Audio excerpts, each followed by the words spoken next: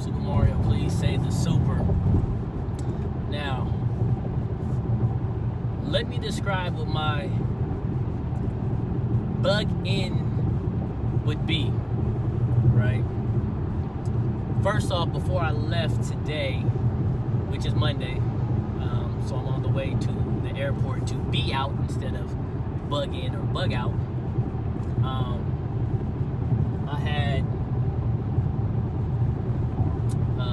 shotgun, 12 gauge baby, pistol grip, and AK, AR, right? All this is, even in California, all of this is legal. So for me, I am baffled by the amount of people who would rather spend money on almost anything else except for this. Like, it literally led to this, right? So for the past, since I've been I was gonna get guns, right? But legally being able to get guns just recently, right? I had a felony in 2012. This guy. I had a felony in 2012. I had to finish 3 years of probation, right? During that time, what did I do? Built a business, which got me residual income. I made it to President's Team, top 1% of Herbalife, right? It took me 2 years. Now, that's not possible for a lot of people, or you know what I mean, at all. But worked very, very hard, learned the marketing plan. The products are great, right? So 3 years of probation, and then I had to get the felony reduced to a misdemeanor and expunged. So for anybody who wants to get better and start doing things in their life, being able to want to have the inalienable rights of being able to at least have guns. Like, you can have a gun regardless, because for your protection, as human beings, you can have it. Now, as citizens, maybe not so much. I hope you guys get that. As a natural person, you have the right to be protected in the way that you feel, period. It's an inalienable right? Because it's survival. But as a citizen, which means that you are part of this corporation, which some people call a country, then you might not have those rights, right? And it's tough to not be able to have your inalienable rights because of some things that you did. So if you want to get to that point where you're allowed to, and you have a felony, they do not expunge felonies. Now, some people are discouraged because of that. So they hear that, or somebody told them that, and then they never tried after that, and it's a shame. Of course they don't expunge felonies, but what they don't tell you is they can reduce felonies, and they can expunge misdemeanors. So just get your felony reduced, and then you can get it expunged, and that's like one process. And you can go get that done yourself at the court where your stuff happens. Like, it's that simple, right? Cool. Now, so shotgun, AK, AR, Glock 34, XD9, man, look, MP shield, right? That's just what I had at the house. That's not including the simple fact that my brother, he owns rifles, so he got to make sure he had an AR, you know what I mean, and a Glock, right? But those is all technically mine. And then I got illegally searched, and I got stopped by the police, illegally searched. And so they took my FN57, the same thing that they be telling, like, we got FNs too. Such a dope gun. I got that confiscated and haven't had a chance to get it back from the police, right? And then I had a car 9mm, so that was like a concealed carry style gun. So I had those two as well. But even without that, I had the ones that I named, the first 6 guns, at the house today.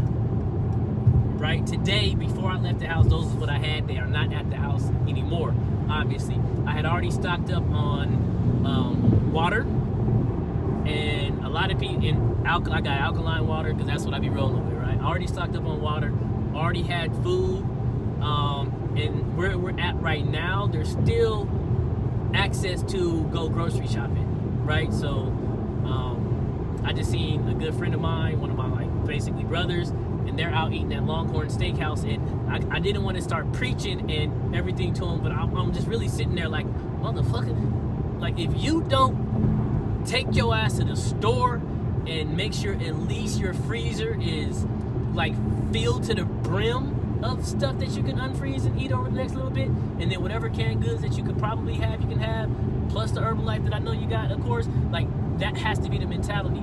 The mentality even has to be, I'm gonna buy a mini freezer, right? Some people have those deep freezers, you know, old people. I love old people. They always got that big old freezer in the garage, right? It's not a bad idea in times like this, because they could have went Costco, loaded up, had all day, you know, meat, fish, places to, you know, you freeze soup, you freeze, you know, fruit, you make pasta, you can freeze it, right? And it stays good for a long time, right? So even right now, I would be trying to see, yo, can I go somewhere and buy a mini freezer, right? And then anywhere that I had, you know, a flat surface, non-carpeted surface, I put it there. Whether it's, you know, if you live in an apartment building, you put it on, especially if one that people don't like walk by your back patio. So if you're like elevated, I'd have my freezer on the back patio, on the balcony or whatever.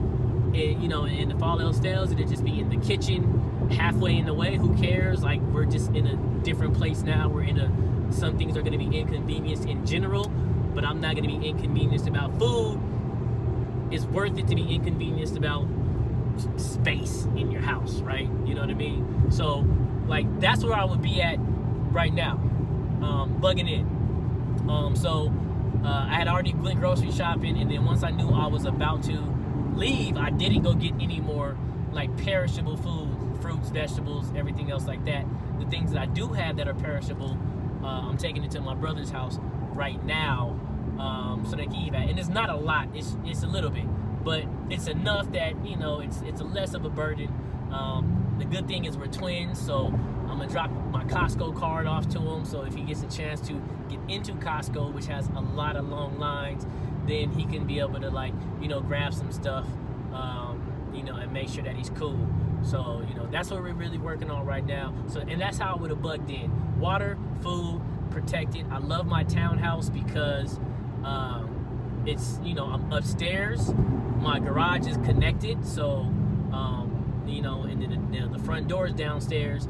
It's awesome. It's easily to be defended. So basically, if somebody wanted to come through the door, I could barricade the door very, very simply. Take my couches, put them in the, you know, right down the stairs. The stairs is right there, so it's garage, front door, very, very narrow hallway. I could put the chairs down there, wedge some other stuff in there. It's cool, defensible, and really, unless like SWAT's coming in and they're gonna like go to the roof and like rappel down and come in, like nobody's gonna come up to the balcony, right? So like that's great. And then our apartment complex is gated, which is good. It has security right now, which is good. But like I said, it's easily defendable because I'm, you know, second story. The living space is second story, and then I luckily have my car close to as well. So if I need to get out, I don't have to leave my apartment to get into my car or go to my garage. A carport is right there. So the bugging in would have been good, right? And I live by myself, a lot of space. It's a 2-bedroom. So that was the thing. If I bugged out, right? So let me tell you about what the bug out is. I'm flying to Atlanta right now. Now, if in some type of way I'm not allowed to get on a flight from Atlanta, then my goal is to not come back to California. My goal is probably going to be try to bug out with another friend of mine who's like a brother who lives outside of Atlanta, who has land. I know he's a gun owner. He's a like-minded individual like me. He grows his own food, hydroponics. Like there's already stuff set in place for things like this, which is the whole point of getting land, not property. Property and land is very, very, very different, right? So if you can get a property on land, then you're good. And if you're utilizing that land, then you're even better for it. So he has property on land and he's utilizing the land, which is as smart as it can be. Like I said, very, very like-minded, very, very close friends. It's nothing for me to call, say, yo, I'm on the way out. And, you know, like I said, I can contribute to the house. I can contribute to the work.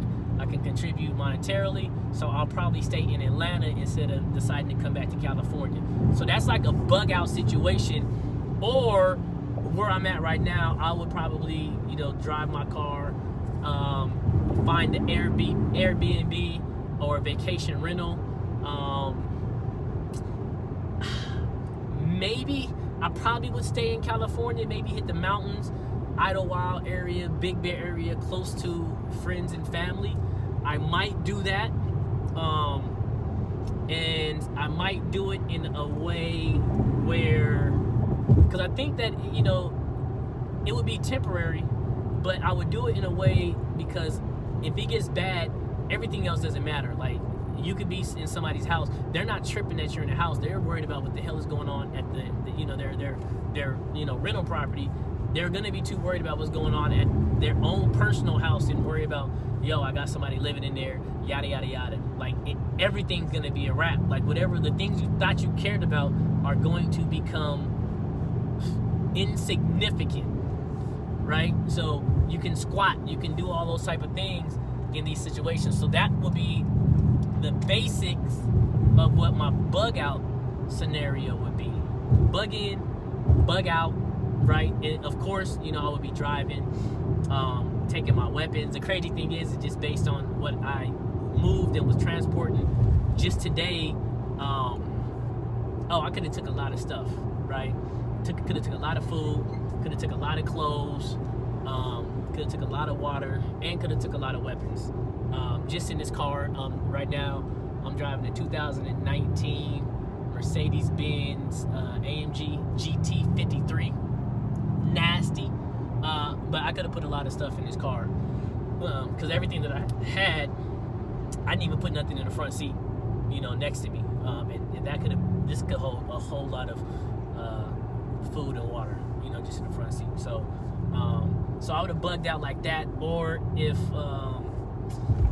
I have cousins in Modesto, so I would have asked. Modesto's it's a little. You just want to be away from highly concentrated areas, and truthfully, ideally, you would want to be around more like-minded people, right? So you would want to be in a rural area in Texas. You want to be, gun law states. People are a little bit smarter. Out here, there's guns, and then there's people who don't have guns who are idiots because you're allowed to legally own weapons, right? And it's so concentrated.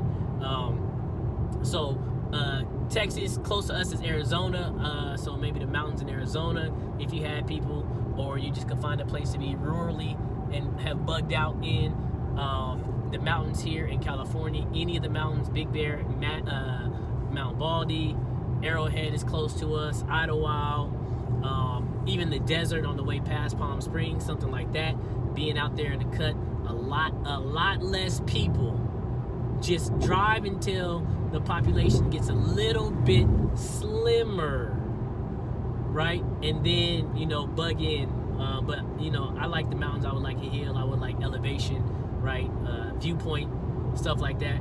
If you're not already prepared, if you're not already prepped for that, and there's a lot of people who are already prepped for that. There's people right now who are excited because they are getting a chance to practice what they preach, practice what they were already going for, and they're like, oh, at the end of the day, we can just be getting amazingly great practice, and the world is cooperating with us, practicing the things that we wanted to do, like bug in, right? Or bug out to the place that we had. There's this book called The Patriot. I listened to it. A friend of mine who's actually a detective, but we grew up together, West Side. We were chopping up in gym, super like-minded. That's like, brothers, this is family. He was like, you gotta listen to this book, dog. It's 21 hours, and it tells a story about the financial collapse, and a collapsed society. And a lot of different stories were happening at this time. So they were telling you all these different ways to survive based off characters in the story. Some people, they started getting into prepping in college, and every year they just were doing different things, learned how to shoot, learned how to operate as a unit. And then when the shit hit the fan, and that's what it's called, SHTF event. Shit hits the fan. So if you guys go on YouTube, type in SHTF and start looking into some things that maybe can help you out just in the noviceness of this experience right now, and the amateurness, maybe you can learn something, maybe you could be ready for something after this. Now you'll be on that road, and you'll be on that mission instead of all the frivolous shit that we've been on lately. And no celebrity's gonna talk to you guys like this. Obviously, there's not a lot of people who have the means or the mindset to even do it. So yeah, SHTF, and right now it's leaning towards those little moments. I don't think they're gonna let it get super bad right now, but if they're doing it, I promise you want to be like armed. At the minimum, you want to be armed, and you're probably going to be armed against the military, militia, and everything else like that. And the reason why I'm gonna be out is because the military and the police presence is really less in almost everywhere in the world than America, right? It's less, and some places all the citizens go to the military, like like the Israelis are and stuff like that. Everybody like goes and does training and stuff like that. Even in like I think Russia or something, I've seen some beautiful women like, and they all had their little they was all at this little they little weekend doing their little training, guns and fighting and stuff like that. And then you go to the rest of the Instagram and they thirst trapping and everything, and you're like, yo, that's crazy, right? So but the military presence is high everywhere almost out here, right? National Guard close, Army Reserves is close. You got four branches of the military, and then specialized areas in each of those branches, and then like damn near military police, like the police has got tanks and like all that stuff. So I want to be away from that, you know what I mean? I want to be away from where the culture of being scared of the police, the culture of them being stormtroopers is not going on. So that's just like my thoughts and my take on like the actions that I'm doing today on Monday, March 15th, or excuse me, Sunday, March 15th, on the way to fly out on Monday the 16th. So I'll keep you guys posted. Probably do my next video from the airport, especially in Atlanta, because that's going to be the test, is being able to hop on the plane in Atlanta and make it to Johannesburg. And then the next one after that is being allowed into Johannesburg, South Africa.